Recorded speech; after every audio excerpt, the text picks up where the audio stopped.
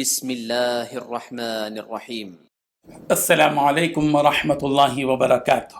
الحمد للہ وکفی وسلام علی عبادہ الذین اصطفی، اما بعد۔ حاضرین و ناظرین، یہ درس نمبر 1333 ہے اور آج سورہ حج کی 2 آیتوں کی تلاوت اور تشریح کی جائے گی، آیت نمبر 28 اور 29، 28 and 29۔ چلیے سب سے پہلے ہم ان 2 آیتوں کی تلاوت کرتے ہیں، لفظی ترجمے اور ترجمے کے بعد تشریح کرتے ہیں۔ لِيَشْهَدُوا مَنَافِعَ لَهُمْ وَيَذْكُرُوا اسْمَ اللَّهِ فِي أَيَّامٍ مَّعْلُومَاتٍ عَلَىٰ مَا رَزَقَهُم مِّن بَهِيمَةِ الْأَنْعَامِ فَكُلُوا مِنْهَا وَأَطْعِمُوا الْبَائِسَ الْفَقِيرَ ثُمَّ لْيَقْضُوا تَفَثَهُمْ وَلْيُوفُوا نُذُورَهُمْ وَلْيَطَّوَّفُوا بِالْبَيْتِ الْعَتِيقِ صدق اللہ العظیم۔ لفظی ترجمہ یوں ہے، لیشہدوا، تاکہ وہ حاضر ہوں، منافع لہم، اور اپنے منافع کے لیے، وَيَذْكُرُوا، اور تاکہ وہ یاد کریں بوقت ذبح، اسم اللہ، اللہ کا نام، فی ایامن، ان ایام میں، معلومات جو معلوم ہیں، علامہ، ان پر جو رزقہم، اس اللہ نے دیے ہیں ان کو، من بہیمۃ الانعام، چوپائے مویشیوں میں سے، فکلو، چنانچہ تم کھاؤ، منہا، ان میں سے، واطعموا، اور کھلاؤ، البائس الفقیر، فاقہ کش فقیر کو، ثم یقضوا، پھر چاہیے کہ وہ دور کریں، تفثہم، اپنا میل کچیل، ولیوفوا، اور چاہیے کہ پوری کریں، نذورہم، اپنی نظریں منتیں، ولیطوفوا، اور چاہیے کہ وہ طواف کریں، بالبیت العتیق، قدیم گھر کا۔ ترجمہ یوں ہے، تاکہ وہ ان فوائد کو آنکھوں سے دیکھیں جو ان کے لیے رکھے گئے ہیں، اور متعین دنوں میں ان چوپایوں پر اللہ کا نام لیں جو اللہ نے انہیں عطا کیے ہیں۔ چنانچہ مسلمانوں، ان جانوروں میں سے خود بھی کھاؤ اور تنگ دست محتاج کو بھی کھلاؤ۔ پھر حج کرنے والے لوگوں کو چاہیے کہ وہ اپنا میل کچیل دور کریں اور اپنی منتیں پوری کریں اور اس بیت عتیق کا طواف کریں۔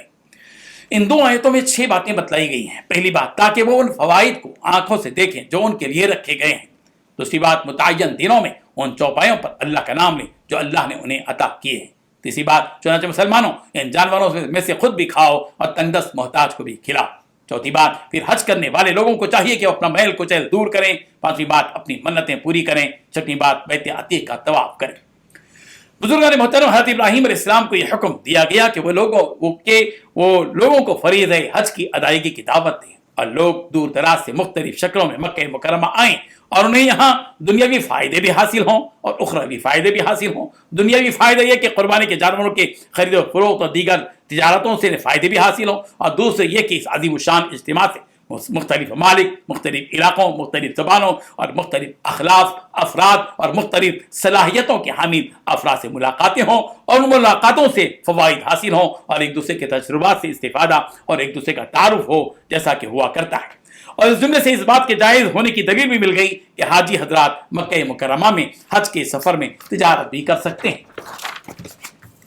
اور لوگ علم کی کمی کی وجہ سے حج کے سفر میں تجارت کو ناجائز یا معیوب بات سمجھتے ہیں، اور حج کے سفر میں مکہ مکرمہ میں آنا دینی فوائد بھی اپنے اندر رکھتا ہے کہ یہاں کی خشوع و خضوع والی نمازوں سے رب ذوالجلال کا قرب نصیب ہوتا ہے، نزدیکی نصیب ہوتی ہے، اللہ تبارک و تعالیٰ کی رضامندی نصیب ہوتی ہے، اور یہاں کی مخصوص عبادتوں اور مناسک کی ادائیگی کی وجہ سے یہ عمل ان کے لیے ذخیرہ آخرت ثابت ہوتا ہے۔ سورہ مائدہ کی آیت نمبر 97 میں کعبۃ اللہ کو لوگوں کے قائم رہنے کا سبب قرار دیا گیا۔ جعل اللہ الکعبۃ البیت الحرام قیاما للناس، اللہ نے کعبے کو جو کہ ادب کا مقام ہے، لوگوں کے قائم رہنے کا سبب قرار دیا۔ وَيَذْكُرُوا اسْمَ اللَّهِ فِي أَيَّامٍ مَّعْلُومَاتٍ عَلَىٰ مَا رَزَقَهُم مِّن بَهِيمَةِ الْأَنْعَامِ، تاکہ مقررہ ایام میں اس نعمت پر اللہ کا نام لیں جو اللہ نے انہیں دی ہیں چوپایوں میں سے۔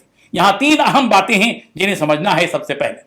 سب سے پہلے اللہ کے نام کا ذکر، اس سے کیا مراد ہے، اور دوسرے ایام معلومات سے کیا مراد ہے، تیسرے بہیمۃ الانعام چوپایوں سے کیا مراد ہے۔ سب سے پہلے وَيَذْكُرُوا اسْمَ اللَّهِ، یعنی اللہ کے نام کا ذکر، اس سے مراد اللہ تبارک و تعالیٰ کو یاد کرنا ہے۔ چونکہ مضمون حج سے متعلق ہے تو اللہ کا ذکر مینا میں قیام کے دنوں میں کرنا، شیطان کو کنکریاں مارنا، صفا و مروہ کے درمیان سعی کرنا اور طواف کرنا، مزدلفہ میں وقوف کرنا، قربانی کرنا، اور ان اوقات میں اللہ تبارک و تعالیٰ کو بکثرت یاد کرنا مراد ہے۔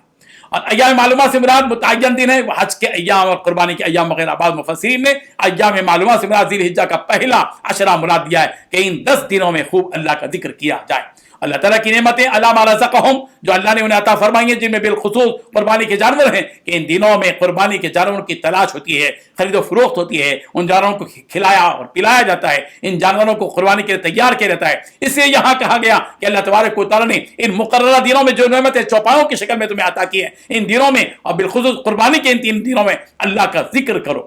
بعض مفسرین نے ایام معلومات متعینہ دنوں سے مراد قربانی کے 3 دن مراد لیے ہیں، 10ویں، 11ویں اور 12ویں، جن 3 دنوں میں قربانی کا فریضہ ادا کیا جاتا ہے۔ سورہ بقرہ کی آیت نمبر 203 میں بھی ان ایام معدودات، گنتی کے چند دنوں کا ذکر ہے۔ وَاذْكُرُوا اللَّهَ فِي أَيَّامٍ مَعْدُودَاتٍ، اور اللہ تعالیٰ کی یاد گنتی کے چند دنوں میں یعنی ایام تشریق میں کرو۔ اس کے بعد قربانی کے گوشت کے سلسلے میں کہا گیا کہ اس گوشت میں سے خود بھی کھاؤ اور مصیبت زدہ محتاج افراد کو کھلاؤ۔ قربانی کے گوشت کا غریبوں کو کھلانا اگرچہ کہ واجب نہیں ہے، مگر مستحب یہ ہے کہ اس میں سے خود بھی کھائیں اور اپنے رشتہ داروں اور غریبوں کو بھی دیں۔ حج کا فریضہ ادا کرنے اور قربانی سے فارغ ہونے کے بعد یہ حکم دیا گیا کہ اپنے میل کچل کو دور کریں، یعنی حلق کرنا، ناخن کاٹنا، غسل کرنا وغیرہ وغیرہ، اور کوئی نظر ہو تو اس کو پوری کر لیں اور کعبۃ اللہ کا طواف کریں۔ مفسرین نے فرمایا کہ اس طواف سے مراد طواف زیارت ہے۔